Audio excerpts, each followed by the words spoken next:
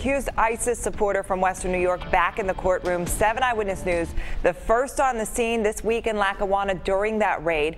The U.S. Attorney's Office says they've arrested a man who would talk about jihad in the neighborhood and tweet about his support to ISIS, and they were concerned about Arafat Nagi's purchase of military gear right before a trip to the Middle East. 7 Eyewitness News reporter Rachel Alzafan was in court this morning. She's downtown right now with the details on what happened. Rachel?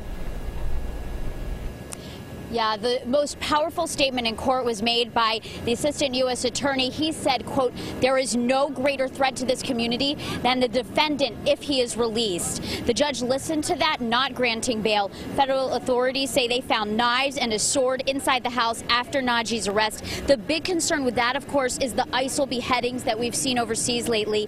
In court, officials also said Nagi planned on shortly going back to Turkey, in fact, just next month, and then traveling to Syria. They claim Nagi even researched ISIL-controlled borders between the two countries.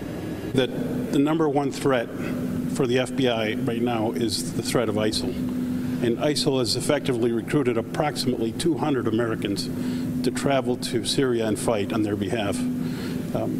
Arafat Nagi was no different than some of the other 200. A lot of the allegations that they make against Mr. Nagi are statements made in an alleged Twitter account that he's had or that to other people. And anyone's allowed to make political speech or religious speech. That's the most sacrosanct part of our Constitution. And as you heard, Twitter and social media becoming an issue during today's hearing. The FBI, however, says that social media is a big recruiting tool for ISIL.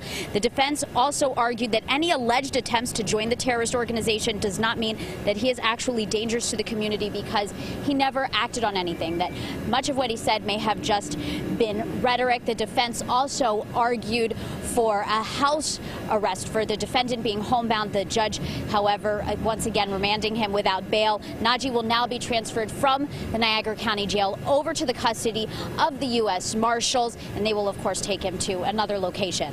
Live in Buffalo, Rachel Alzafan, 7 Eyewitness News.